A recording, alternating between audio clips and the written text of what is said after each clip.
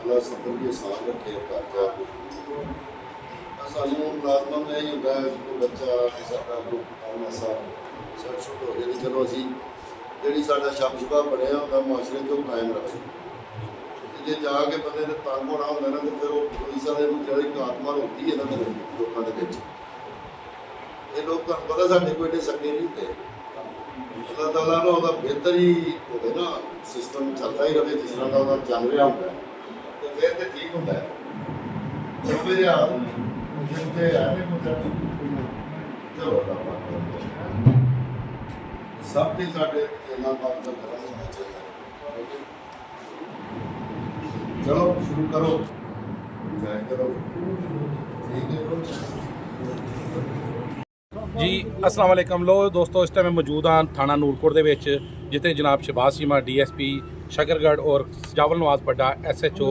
नूरकोट की जेरे क्यादत अज जनाब SI रियाज साहब अपनी 60 साल की सर्विस नौकरी पूरी करके रिटायरमेंट हो रहे जिसकी अलविदाई तकरीब का प्रोग्राम हो रहा है जिन्होंने बड़े अच्छे तरीके नाल पंजाब पुलिस अलविदा कर रही है खुशी नाल और अच्छे तरीके नाल कि वो जावे और दुनिया वेखे कि किस तरह पुलिस अपने जानसार साथियों को अलविदा भी खुशी ना कर दी है बाकी तकरीबन प्रोग्राम दिखा रहे हैं है शहबाज साहब जनाब हार पा के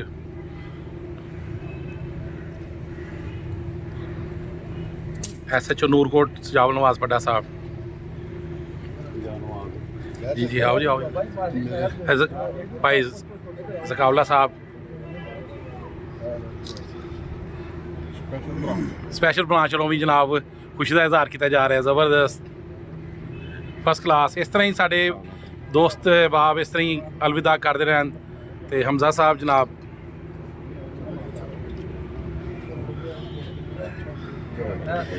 सर इस मौके पर सर तुसी की कहना चाहोगे रियाज साहब ने सर मैं रियाज साहब नूं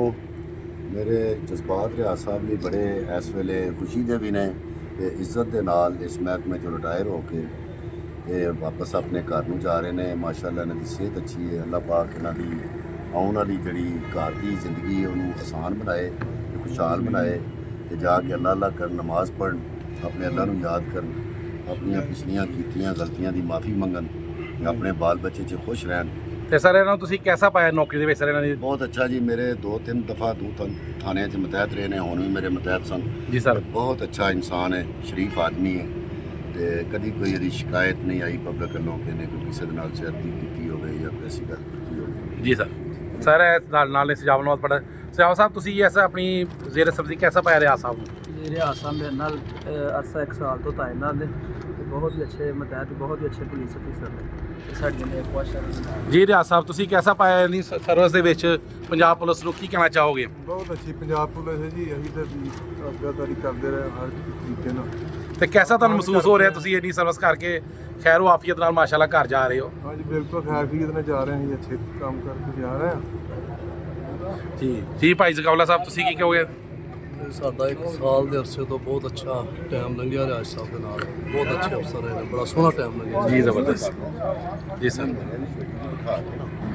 ਇਹ ਜਨਾਬ ਸਾਰੇ ਪ੍ਰੋਟੋਕੋਲ ਦੇ ਨਾਲ ਜਿਨ੍ਹਾਂ ਨੂੰ ਅਲਵਿਦਾ ਕੀਤਾ ਗਿਆ ਹੈ ਜਨਾਬ ਅੱਜ ਰਿਆਜ਼ ਸਾਹਿਬ ਨੂੰ ਥਾਣਾ ਨੂਰਕੋਟ ਤਹਿਸੀਲ ਸ਼ਕਰਗੜ੍ਹ ਵੱਲੋਂ ਇਹ ਮਾਸਟਰ ਸਾਹਿਬ ਨੇ ਜਨਾਬ ਜਾਨ ਨਮਾਜ਼ ਔਰ ਇੱਕ ਤਸਵੀਰ ਦਾ ਤੋਹਫਾ ਦਿੱਤਾ ਇਹਨਾਂ ਨੂੰ ਜਨਾਬ बैठ भाई ਇਸ ਤਰ੍ਹਾਂ ਹੀ ਜਨਾਬ ਦੇਣਾ ਚਾਹੀਦਾ ਹੈ ਜਾਣ ਵਾਰੀ ਇਸ ਤਰ੍ਹਾਂ ਹੀ ਪ੍ਰੋਟੋਕੋਲ ਦੇਣਾ ਚਾਹੀਦਾ ਅਫਸਰਾਂ ਨੂੰ ਕਿ ਖੁਸ਼ੀ ਖੁਸ਼ੀ ਆਪਣੇ ਘਰਾਂ ਜਾਣ ਬਾਬਾ ਰਿਆਜ਼ ਨਾਰੋਵਾਲ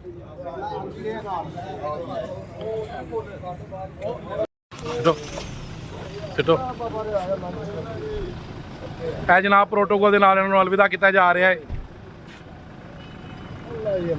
ਫਰੰਟ ਸੀਟ ਤੇ DSP ਸਾਹਿਬ ਦੀ ਗੱਡੀ 'ਚ ਬਿਠਾ ਕੇ ਇਹਨਾਂ ਨੂੰ ਖੁਦਾਫਿਜ਼ ਕਿਹਾ ਜਾ ਰਿਹਾ ਹੈ ਜ਼ਬਰਦਸਤ ਇਸ ਤਰ੍ਹਾਂ ਹੀ ਜਨਾਬ ਇੱਜ਼ਤ ਦੇਣੀ ਚਾਹੀਦੀ ਆਪਣੇ ਸੀਨੀਅਰਸ ਨੂੰ चलो भाई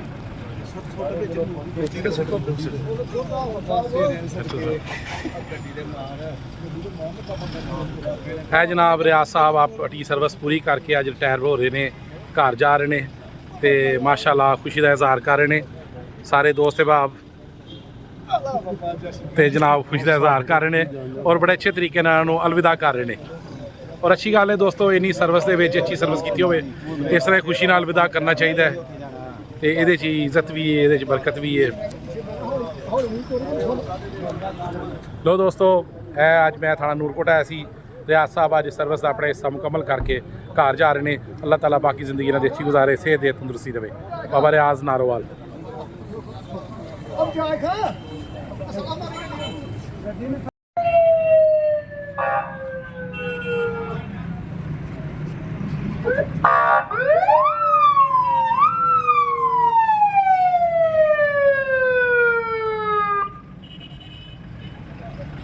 ਇੰਜ ਨਹੀਂ ਕਰੇ।